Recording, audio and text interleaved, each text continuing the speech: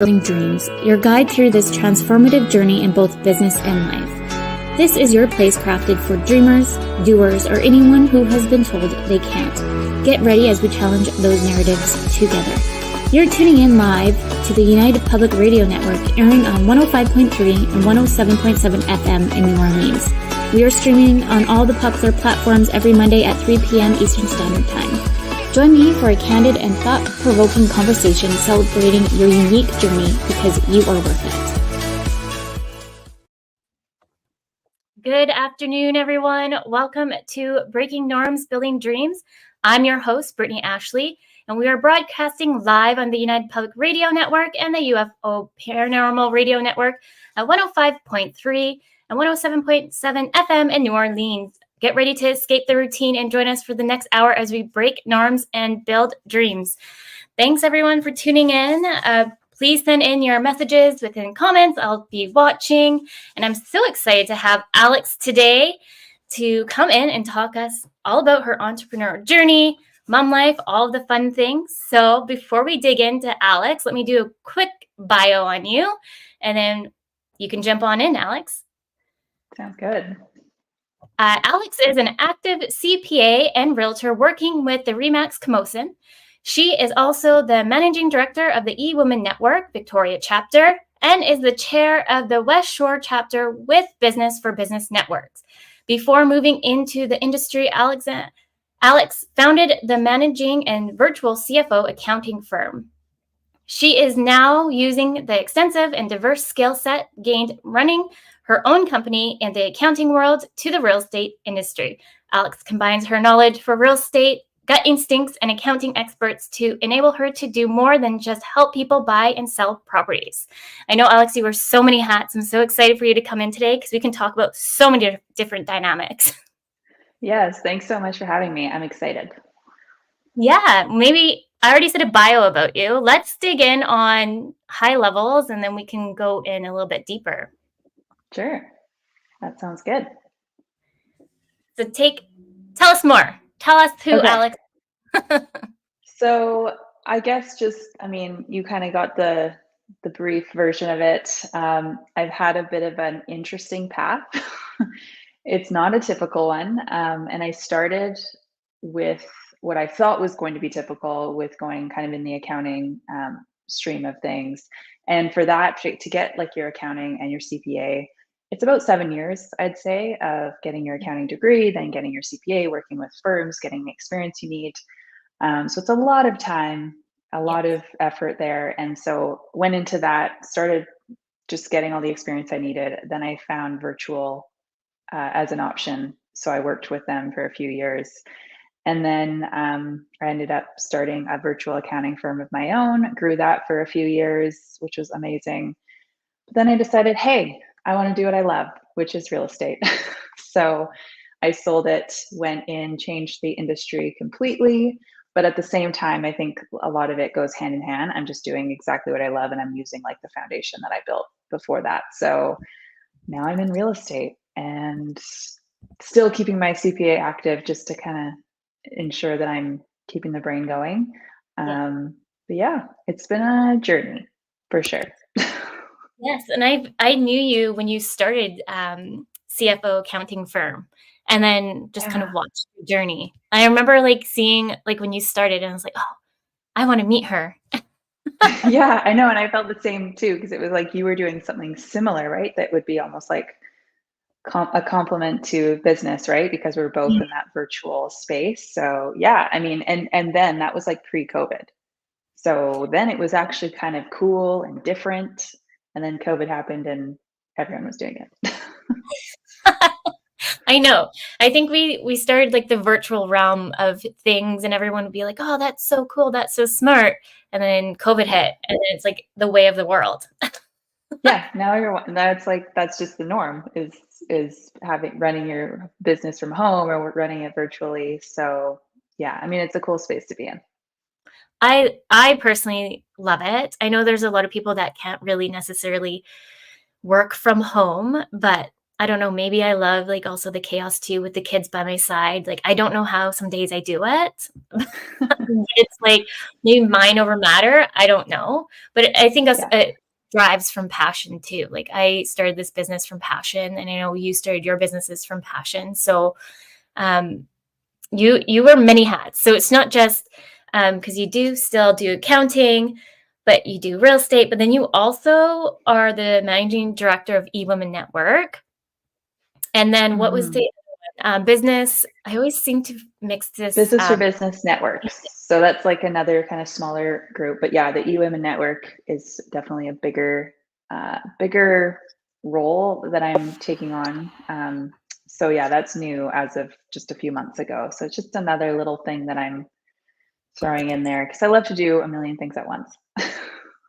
Yeah, I think we're the same. I think that's why we Yeah. mesh well. Just throwing up Brandon's comment here. Right before the show, Adriana also knows who's kind of helping us a little bit in the background.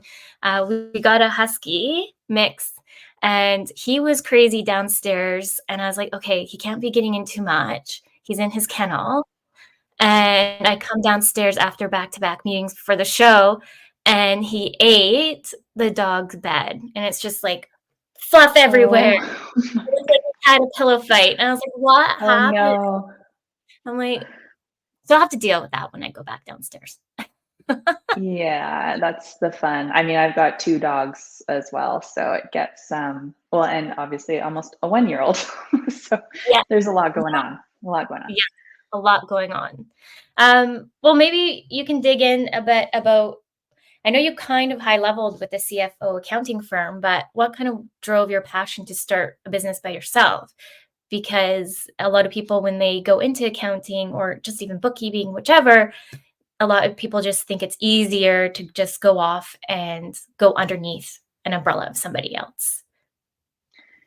Yeah, I think, like, everything that I was doing in that career was sort of moving to that path. So, Mhm. like, when I started in just, like, the typical public practice, old school, paper-based, that I quickly realized that wasn't for me. So that's kind of when I went to the virtual side of it. Still an employee, but that was almost like the first point where I thought, okay, I need to be self-employed outside of Yeah. the employment side. That was like the first sort of idea I had.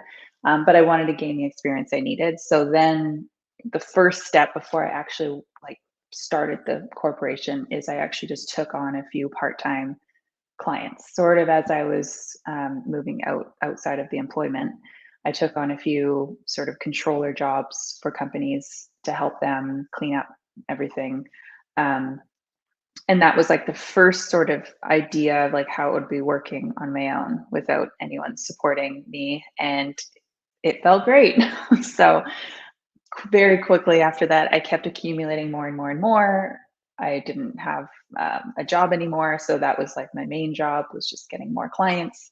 And from like the day one of me realizing that was what I wanted to do to 1 month later, I think I got incorporated. I already like had hired my first employee and had some systems in place. So yeah, it happened quickly, and the goal was it for clients to work with me, Mhm. but eventually it turned into, oh, well, they could also work maybe with someone else that's working with me. So it was a different, yeah, different way of doing it. That's amazing. Maybe we can just educate the listeners what CFO means. Because I know you and I know. So if anybody's listening, they'd be like, who, what? A What lot of is people know. that? Well, even CPA. So CPA, chartered professional accountant. For those of you that don't know, they've changed it a million times. It was CA, CMA, I CGA. can't. Then they, yeah, don't really need to know the details on that. But CFO is Chief Financial Officer. So for those that are running a business or growing a business, or maybe are involved in corporate or startup company, eventually a company will hire a controller and a CFO to help them with like all things finance. So controller is usually running, the day-to-day operations, the financials, payroll, accounts payable. CFO is usually the one that's sort of overseeing that, providing assistance on forecasting, budgeting, cash Mhm. flow, on how to manage your business that way. So the financial person of company. Why would someone want to hire a CFO? Well, so depending on where you're at in your business, like when I ran my what was called was virtual CFO. So the goal of that was to give you a piece of a CFO. So yes, you might be a startup company, you might not need a full-time CFO, but we were there to give you a fraction of that so that we Mhm. could get you up and running as you were growing and maybe give you more support over time. So really someone would want a CFO if they were looking to grow their company, they wanted that financial support on providing financials. Maybe it's to investors, to management. Um, you just want to, find out how to spend the money that you're raising. You want to see where your cash flow is going. Like, I mean, really, you should have someone like that from day one. But a lot of the time, it takes time to get the resources to have that. Yeah, 100%. And I was just saying this in our last show last week. I was asking Ashley, like, what is the number one thing that you find that business owners struggle with or not have in place? And the one thing I said was bookkeeping or like just accounting, because when you Hmm. start a business, you're like like jumping right in that you Yeah. forget the cleanup of all that. And for whatever reason, like I'm on it. I did, by the way, take accounting a long time ago in high school, and I was like the top student. I thought that's what I wanted to do, and I did internship, and I was like, I don't want to do this. I got bored, Yeah. and the office was Yeah. too quiet for me. I didn't like it. It's a very like standard, like you don't have to think a ton, you just kind of do it. And actually, I will be honest with you, now that I'm in a different industry, I'm terrible at it. So um it's just like a reminder to like know what you're not good at and to delegate out. And that was exactly like what we had supported on was we did some bookkeeping. We did like everything from like bookkeeping to like high level. So when you're like in that situation and you need that support, you can kind of ease up to it. Because yes, it's very important to have at least the day-to-day accounting, bookkeeping for your taxes, just to know where you stand financially. It's useful. Exactly. And that's the biggest piece too. Like when I get outreached on like, oh, we want your services or whichever, they're like, I don't know how much I can spend. It's like, well, if you do like an analysis of your books or just have a high level, then you can know how much you can outsource, Mhm. then put into, because it's just a range for bookkeeping and accounting, but it's good to have somebody just by your side to make sure that you know where you can leverage your business in different areas and take different risks, but you're not going to actually know where you can without that extra support. I'm not, Yeah, a, yeah. totally. Yeah, that's a big piece for sure. And we love to do system cleanups and CRMs and all the things in between. And so I always like to make sure that things are in connected to like QuickBooks. I don't personally like QuickBooks, but Me neither.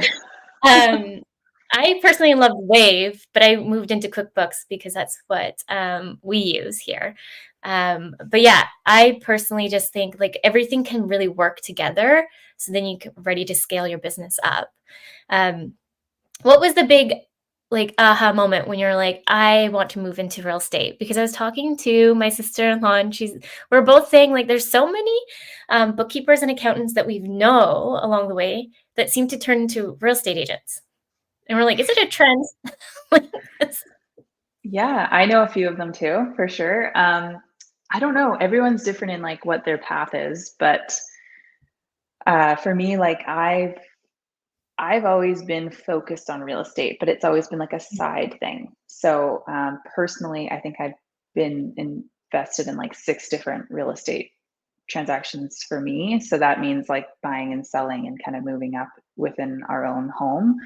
yeah, So it's always been a part of my life, and we've moved a lot, like as a family. So that was very apparent. And so I think like throughout my life, it's just been something I've thought about, but I always said, well, too risky. I'm going to go the more conservative approach, which is like accounting and very stable and whatever. So I kind of continued with that, but still did a few things on the side there, within real estate. And then, yeah, I think I got to a point where maybe it was my confidence or just I became Mhm. more clear on what I wanted. And after running a company, I knew there was a lot more that was possible. And so I Mhm. think that was like the turning point of, 2 years or so into my business thinking, okay, I love what I'm doing, but is this really like the thing that I want to grow? And Yeah, that was sort of the point where I said, well, maybe I should look at going into what I love doing. And so, yeah, it started that whole process. I love that. And that's kind of like of our point of the conversation today is that beyond like the blueprint of that, every entrepreneur has their own journey. So not just saying that like mine, I feel like I always joke that I'm a hippie until I figured out my life. And a long story short, I've been in so many different industries. I've been into like from tourism to tech to the events to like I can't even keep up with it, to be honest. Yeah. However, it kind of helped me who I am today, and I'll also appreciate the different clients that come in that we work with because I'm like, you know what? Hmm. This is why you need X, Y, and Z. This is why da, da, da. Like it's my brain just seems to like Yeah. switch off to a different gear, and that's the passion that I love. Like my passion like gears up again. I just love Hmm. it. Um, so with that, every entrepreneur has a journey, and I would love to hear from you. How did you navigate any kind of challenges when you're maybe kind of going from the CFO accounting firm to the real estate? Yeah. That's a big one. um, yeah, like I mean, that was one of the biggest transitions I'd say in my life and in my career, and it was a big decision, and I wanted to make sure it was the right decision too. And it wasn't just an overnight thing; it was like actually a full year process because not only did I have to package my business up for sale and transition that off, but I also had to get my real estate license, get everything, basically rebrand a new business.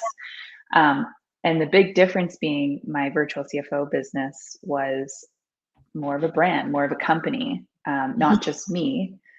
And this real estate business being really just me and my personal brand. So I'd say that was the biggest change was putting myself more out there, Yeah. personally, and that's a challenge in general, just me and like what I'm used to doing. But also the perception of industries, like there's a certain, I guess, perception of like accounting and that industry and what real estate is. So it was a Mhm. big change there too for like letting people know that this is what I'm doing. I'm moving into real estate. Yes, I'm Yeah. a CPA. Yes, I have like, 10, 12 years in accounting, but this is what I love doing and I'm moving into real estate. So that I had to sort of work on that too of like communicating that to people so that Mm. they're aware of what I'm doing. Yeah. Yeah. And um I think I mentioned this before. Your brand's always evolving. So even when you're changing different businesses or navigating to a different area, your brand's always evolving and you're kind of finessing it. I think Mhm. personally, like having like from an accounting background and then going to real estate, like that's such a I think anyways, I don't know if anyone else agrees, but I think that's like amazing because I feel like I'd be able to ask you some additional questions that maybe I wouldn't be able to ask a normal real estate agent, right? On buying, selling, so forth. Yeah. I mean, there's a lot I can bring to the table because there's stuff now that yeah, I can't necessarily use in businesses, so I'm going to use it in a real estate transaction. And honestly, like buying and selling real estate is similar to buying and selling a business and that's what I helped a lot of businesses with. So there's like a lot of pieces there that I can bring to the table with like scenario planning, cash flow, like revenue generating opportunities Yeah. like within your own home that you want to purchase. Yeah. But also, before you go to a tax accountant, let's talk about it to make sure you need to talk to someone. I mean, I can't necessarily give tax advice because I'm already a realtor to them, but I Yeah. can at least say, hey, that's something you're going to need to explore further. Talk to this person, Mm, and get more clarity. So there's like so many other pieces around like a real estate transaction because it's so large. It's one of the bigger transactions of your life.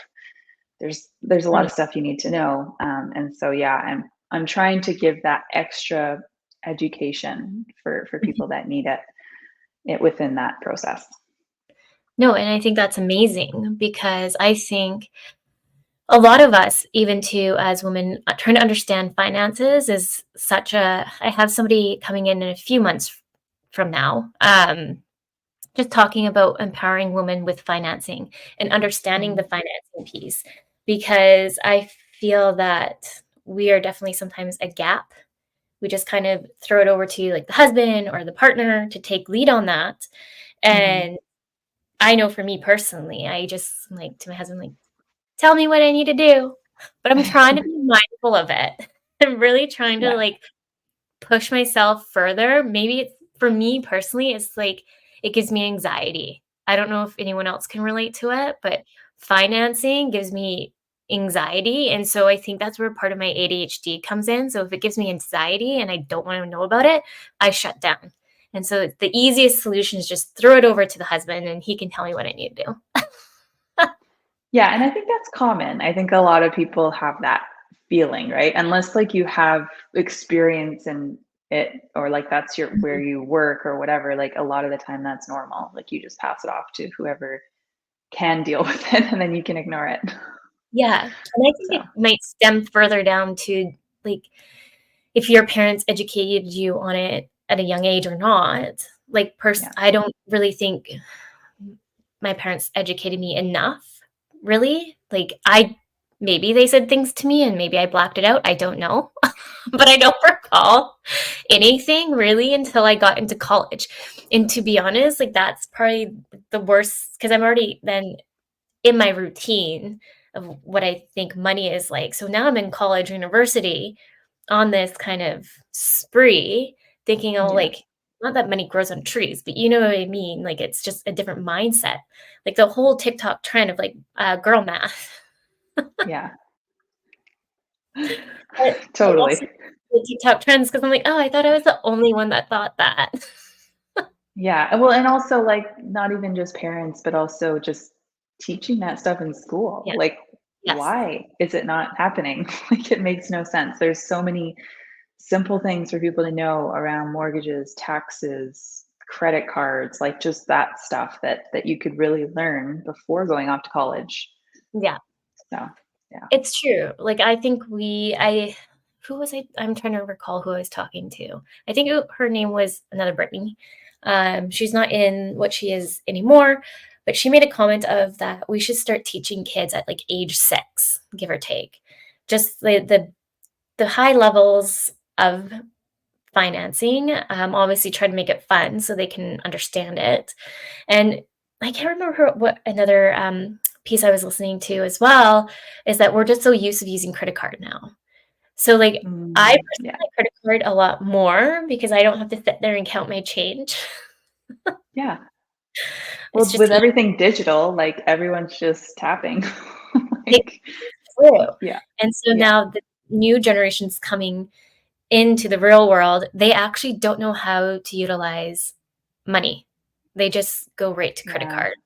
So they'd so I'm like, no, I have to start doing like, I guess going back to old school math in a way that I'm so used to and teach Yeah. the kiddos on that because they don't really do that in school.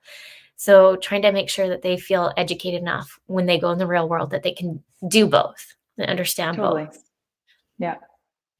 I feel like I'm always like, okay, I didn't know how to do this, so I need to teach the kids. But how do I do that? Teach myself first. Yeah, no, and I think there's more of that. I wanna say there's more of that going on even when they're younger. Like, there's, like, little activities you can do, like, around numbers or whatever. Maybe it's like the Montessori approach, but I Yeah. know there are ways to do that earlier that you can make it, like, fun, but they're also secretly learning at the same time. Mhm. Yeah. Yeah. Yeah, definitely. Would you say, because I know you do both still, you kind of do accounting a bit. Do you hopefully want to move that kind of off your plate more, or are you still wanting to kind of dabble between the two?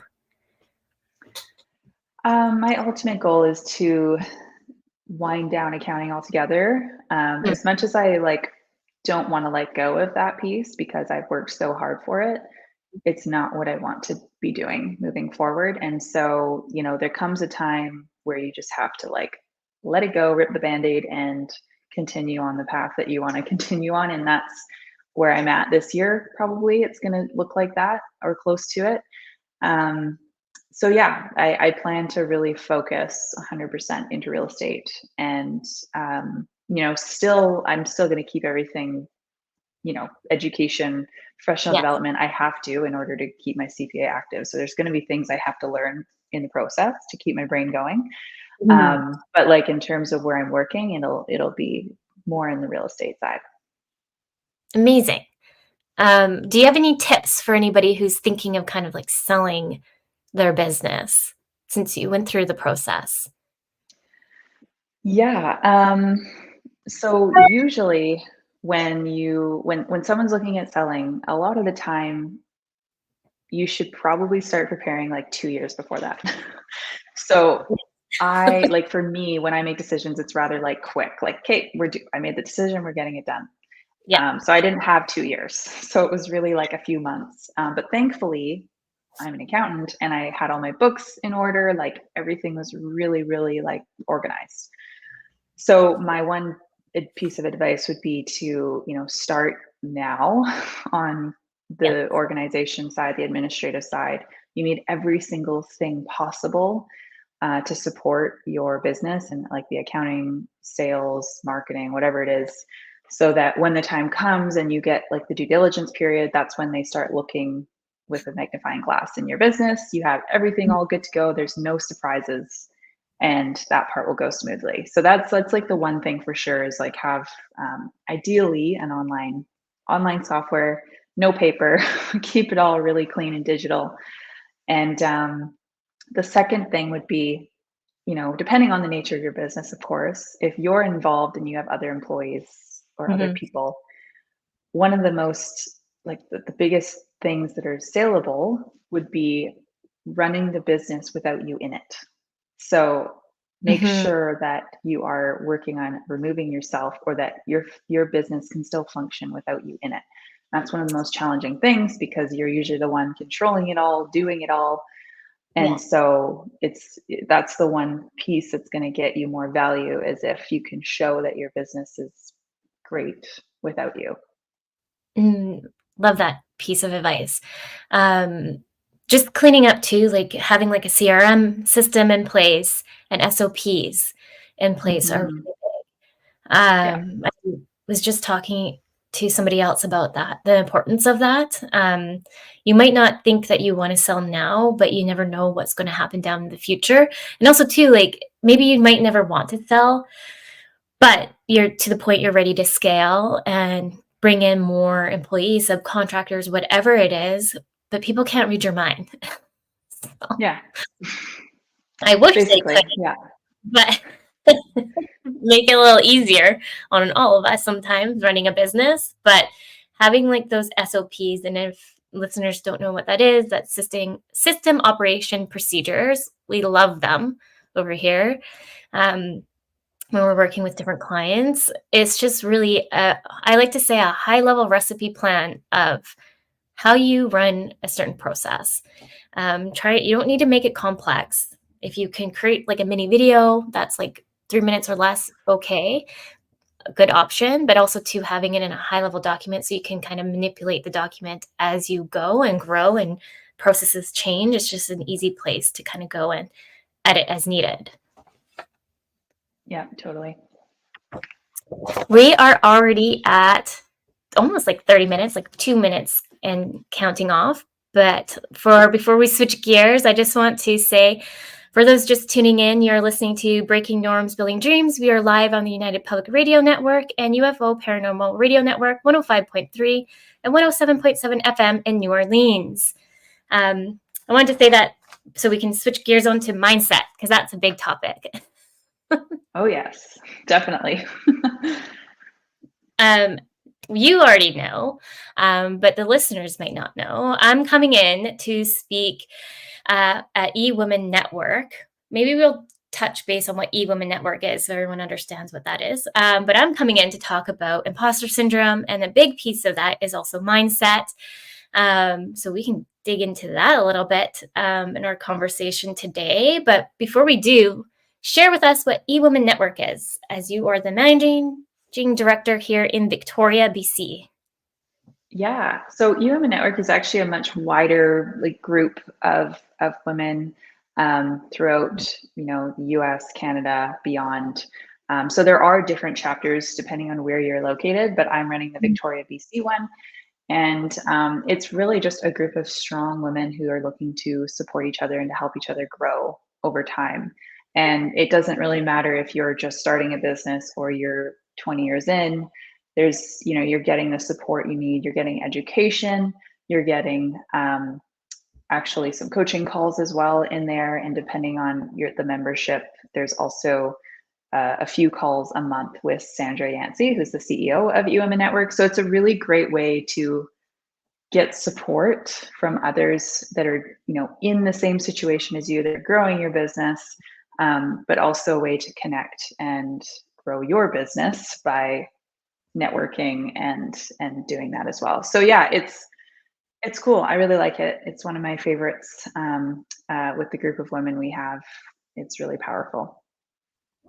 Love it. And they are a great group of women. I joined more or less as a guest throughout COVID. And so I'd kind of pop into different chapters. And like you mentioned, it's based, yes, we're talking about Victoria, but is Canada wide and in the States as well. So if anyone's So looking, you can connect outside of the chapter too, you're not really restricted, but in terms of the in-person events, you can. There's also tons of virtual events. So if you're someone who has a business that wants to connect all over the world, then you can kind of go to those events and meet those people as well. Yes, they're great events. And on that note, I'm speaking for my first time. I don't know if I told you, but that's my first speaking gig. I'm really good at doing presentations virtually. So I'm so nervous. Not gonna lie. I've seen you speak though. You've done a presentation for us, which is great. So yeah, no, I have full confidence. You'll be great. It's a good topic too. Yeah. I've done Toastmasters for a reason. I feel like there's when you have those gut instincts of I need to go do this. And my husband always thought I was so weird. Why are you, that does not sound like a fun activity to join Toastmasters. And I'm like, I'm going to do it. I heard those are good. Those are worth doing. I have not done it, but I've heard it's good for you.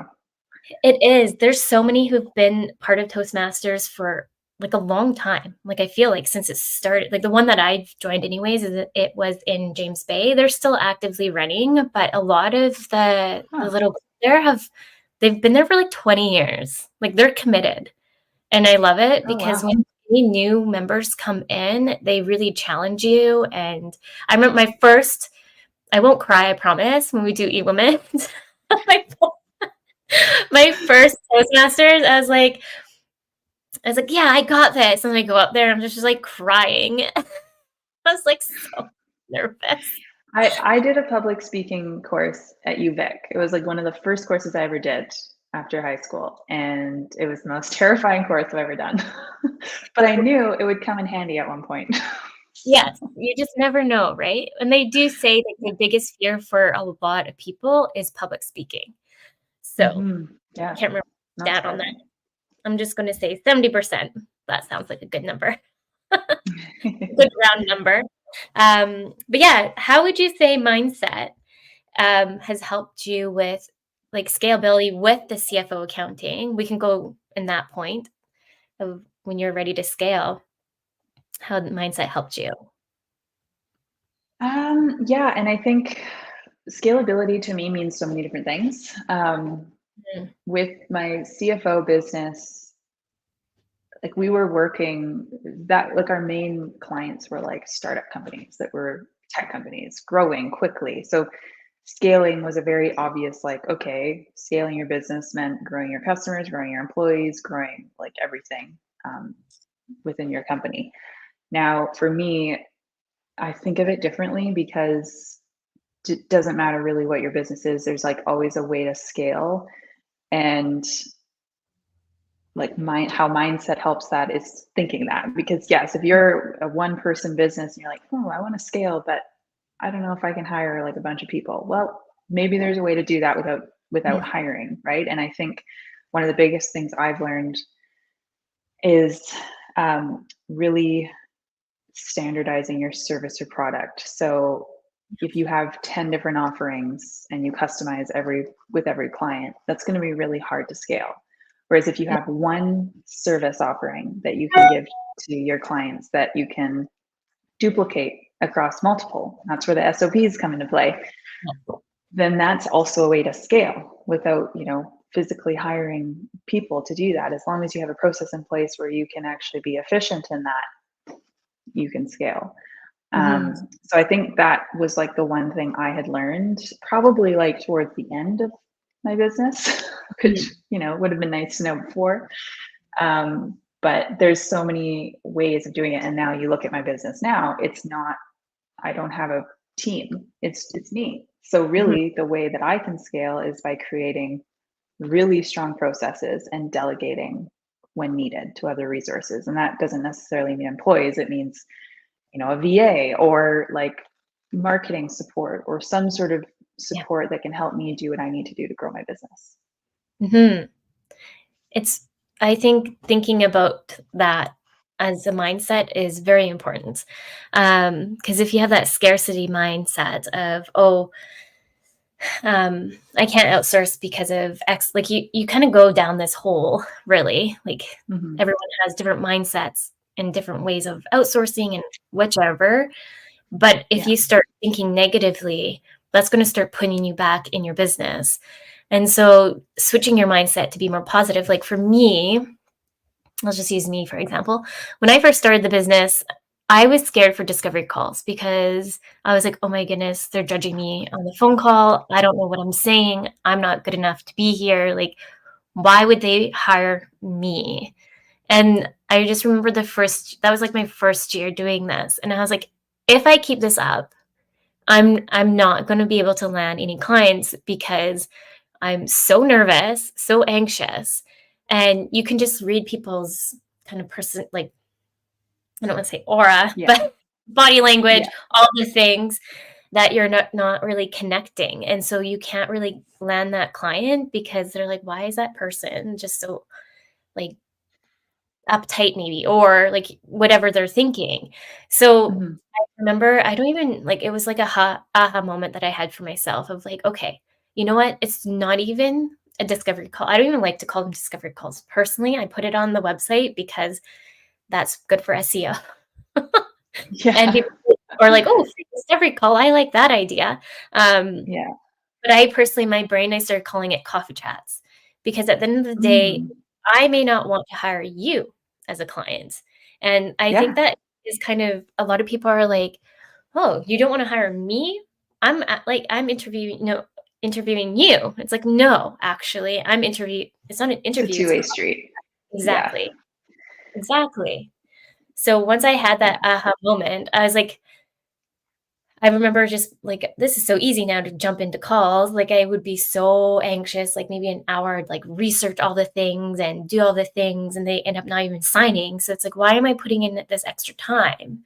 And so with me changing my mindset on that and limiting to 15 minutes for a call, I'm kind of being very laser focused. We get to know each other very well in the 15 minutes. I got their intake form. And then I'm very transparent and honest with clients. Like I had somebody call in and I was like, hey, like, just so you know, I think you actually need an employee first, hire them. And then once you have that going, come back to us. And then I can pair you with one of the VAs or OBMs and we can do X, Y, and Z with them. But make sure that they're not the broken link in the chain that's assisting you, because then the whole thing will crack. So he he just messaged me actually over the weekend. He's like, I never think I knew you said over our call that you're transparent, but I didn't think I was going to get that transparency. Like, You have but to be.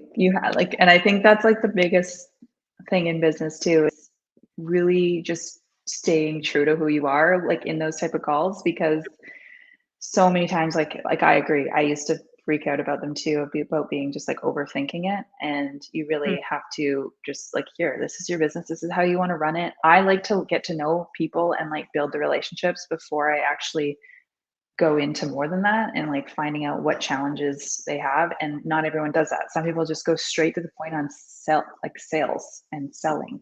And Yes. that's not me. So I learned that quickly too, of like what the mindset is and like how to work with, that type of process. Exactly. And I find like when you get like those, I get so many, because a lot of people are like, oh, why don't you, if you want to gain more clients, like when I've had like coaches in the past that I didn't really resonate with, why don't you outsource getting like people to do engagement for you and doing cold calls to get clients? I was like, that just doesn't Mm, resonate with me though, because I want to make sure that like I'm so protective of the people on my team too, that I yeah. just don't want some random person coming in and disrespect my subcontractors as well. So I'm like, I need to have a system in place, and this is my system and this is my reasoning.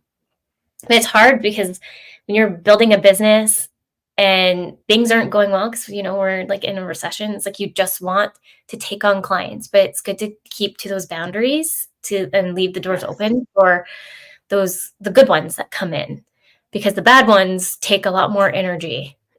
Not worth it. I've had a few of those. I think we all have.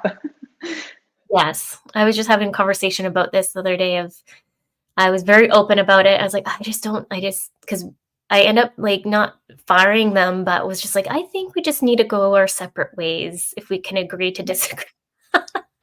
Yeah, it's good Your to see idea, that sometimes. my idea, let's go. Yeah. The whole mindset too of it kind of ties into like imposter syndrome, like I was mentioning. It's just overall thinking like you're not competent. So that's what imposter syndrome is. It's like the fear of being found out, not being competent enough. And so there's 70% of us struggle with imposter syndrome. 83% of small businesses struggle with imposter syndrome. So it's like big numbers, which I can't wait to Mhm. share with. I'll be sharing all the numbers and stats in the speaking presentation with everyone, because I just want a lot of people to understand that imposter syndrome doesn't discriminate, and it really affects a lot of us. And so if we can start talking more about it and having those open conversations, even for business owners, because I think we have so much pressure on ourselves when we look at social media and we think that we have to be like the perfect, like everything's Mhm. perfect. Like I even Yeah. had somebody approach me not too long ago being like, you're doing so well. And I was like, really? I'm just surviving over here. Like I have a 5-year-old and a 2-year-old. I have a crazy husky now. Like I'm just like showing up, doing the best I can, Yeah. rolling business through. It's So really easy to compare. Really yes, easy, and to see what others are doing, right? And I think that's definitely like a mindset shift. exactly. 100%. About just chatting briefly about kiddos. You have a kiddo. How do Mhm. how have you found balancing it all with a little one? Well, it's new. So I had him like a year ago now, which is just wild to me. I don't know how the time has gone so fast. Um, but like, I'll be honest, before that, Mhm. I couldn't even imagine having a kid and also doing what I'm doing, because I just, like I've said before, I like to take on a million things, focus like really hard in the career and workaholic, all of that, like all the things. I just never really knew how I could do both, or if both was possible. And yeah, I mean, it is, long story short, it's possible, but it takes some learning because especially having like a new baby, it's like your first baby. So you kind of learn everything from scratch again. And I'm really thankful because my husband works in government and has excellent parental leave. Yeah. So what we decided would work best for us is if he took the 9 months and I continued working. And it's Mhm. not a typical norm, but it's something that would work best for us. I could kind of, my job is flexible enough where I could still be home, be around, be able to take time off as needed, but he was going to be there, like have the Mhm. stability for the full time so that I can jump up and do what I need to do when it comes up. So yeah, it worked out really well. It just took some figuring out. And now we have a nanny that works part-time with us now that Matt's gone back to work. And that's been going really well too. I love that. And then those who are listening from the States, here in Canada, BC, we have, well, Canada really. Oh my goodness, they keep changing it. I can't keep track. Was it 18 months now we can take off if needed? Um, Yeah. and it was a year, and then they extended it to 18 months for those. And you get half, was it? I can't remember for 18 months what they've done with the pay for that. Like They it's basically nice. stretch it out. So Yeah. like you can take the full pay in the year, or if you stretch it to 18 months, they stretch your payout to 18 months. You just Mhm. get less, over that time. Which is I do love that idea. I was able to kind of take maternity leave with my daughter, but with Hudson, um, not so much. But we did exactly kind of what you did. My husband is in uh, the government, and so he took more time off, and so we played with that, what that looked like. And that's the thing, is that the norm today is that it's okay, everyone listening, that a mom doesn't have to always be the one staying home. It can be the dad. And that's Mhm. the biggest thing. I think you and I went to an event and somebody said to you, like, who's with your little one? Like, it seemed like they were Yeah. like distraught. And I was like, I so wanted to say something. I was like, I will not. I will not start Yeah. controversy. Yeah. No, it's so true though. And trust me, I've had a few experiences with like even potential clients that didn't end up being clients for a reason, Mhm. but that have assumed and Mhm. assumed that I wasn't capable of doing the job because I had a new baby. And so I've definitely had my share of that. And yeah, it sucks in the moment and you feel like really negative about the whole thing. But at the end of the day, like you just have to continue on with, there's so many other people in the world that are supportive of that and that, understand that piece. And that, yeah, there's always going to be the ones that are still with the old mindset, I guess you could say. Yes. Un Unfortunately, with the old Yeah. mindset. But I hope we can challenge those. It's the whole reason why I started the show, that we can Yeah. start talking more about it and challenge those narratives, because I just think that that's gonna be the way even more in the future with the next generation, because of you're just gonna have to figure out as you go. Like, Mhm. taking care of a little one, like, is hard. It's hard work. Mhm. There's no manual. I wish there was a manual, but there is no manual, especially with 2. And every baby is different from my Yeah, understanding. So, yes, yeah. 100%. Both my kiddos are completely opposite. At least they love each other, so that's good. At least we got There you go. what happens in their teen years, which I don't wanna think of yet. Oh, I know. Crazy. Um, I was just gonna ask, in your experience, has there been moments where you felt like you're breaking any kind of barriers or challenging norms in your journey? I know we talked about the mom bet, but has there been any other kind of scenarios that you can think of? Um, Definitely because I mean, just looking at, me in starting that accounting business. I mean, for Mhm. one, a virtual accounting business, it's a lot more common now, but there was a time where it wasn't as common. So Wow. there was a bit of like breaking out and creating something like that was different that people had to adjust to. Um, but also, even just having a business like that as a woman Yeah. is rare. And unfortunately, I had to find that out when I was trying to sell my business. I had pretty much zero women actually reach out to purchase. It's so So that interesting. was really surprising to me, and I so badly, wanted that to continue on, because I love supporting, through what I've experienced. I love supporting female businesses and the eWomenNetwork, like everything like that. It's Mhm. something I've been doing for a while. But yeah, so that part was a surprise to me. Um, but I think it's so important to know that you can do this and you can do a bunch of things at once. It doesn't have to be one or the other. There's so many things that work together. And I found that out obviously with becoming a mom in a new industry, because I was also new to the industry Mhm. and decided to do that and decided to continue working and not stay home with my newborn, which was a big decision to make as well.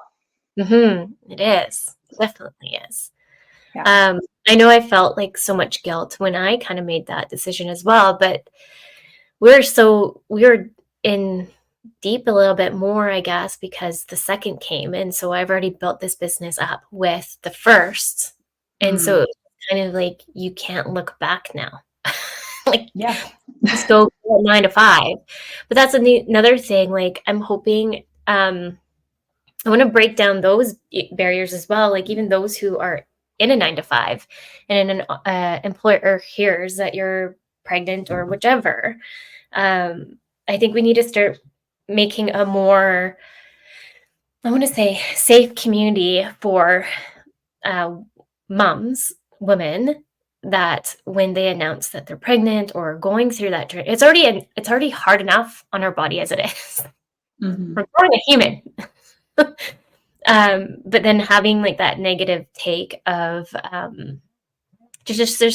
there is, like, so much different, perspectives of you should do X, Y, and Z. You should, um, breastfeed, you should not breastfeed, you know what I mean? Like, Yeah. keep your opinions to yourself, like, we're all entitled to our opinions, but you have Yeah. nothing to say, like that old saying, "Don't say it all."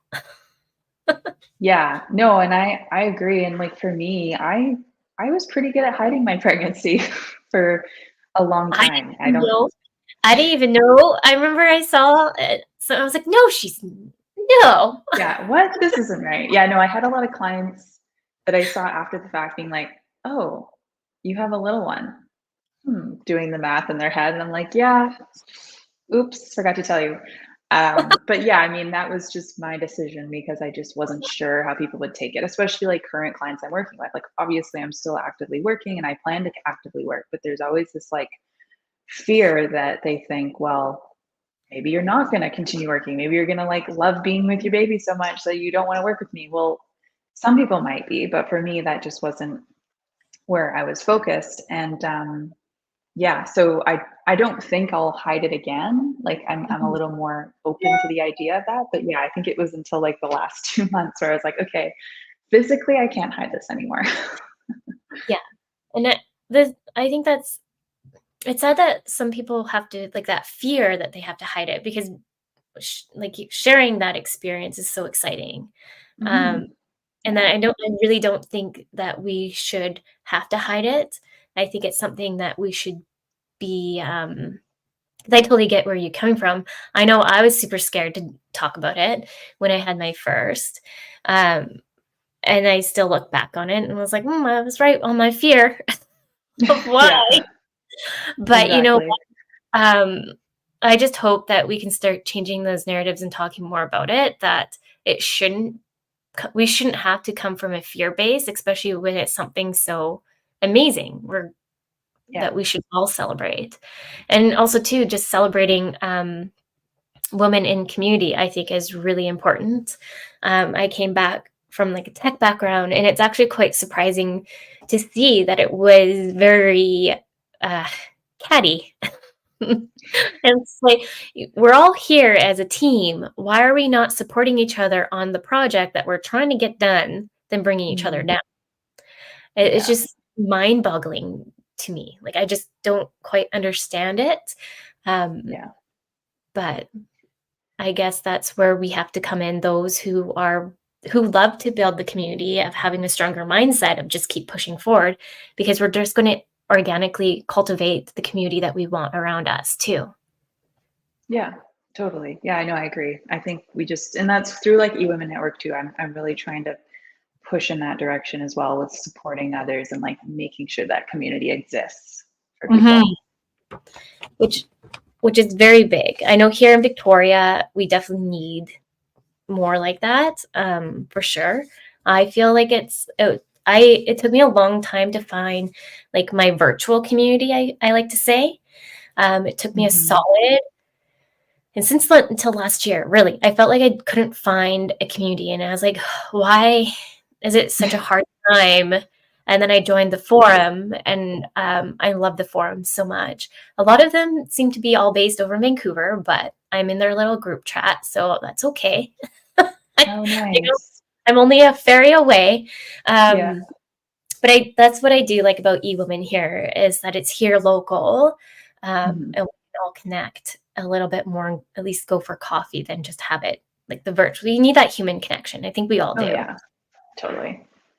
Yeah. We're almost at our ending point. Is there any last tips you might want to share with the listeners that we haven't touched on? Oh, let me think. So I much. mean, I think that like for me, when I was going through I've been through a lot of like changes and transitions throughout my career and Hmm. family and everything. And a lot of the time you get advice from people that is very one-sided and who it could be from their generation, from what they've experienced. And I think it's important to really talk to more than one person when Yeah. you're looking at making a change or transition. Like, talk to people that you maybe find influential, or that people have done something that you are looking at doing. Like, really have those conversations, because there are so many ways it can go, Yeah. not just one straight line. And like, I think that was one of my mistakes. I sometimes I just didn't talk to enough people that maybe understood where I was coming from. And your path really can go wherever it wants. It's up to you on whatever you decide to do and how you want to run your business. So yeah, talk to people, get advice from more than just one, and create what you want to create, basically.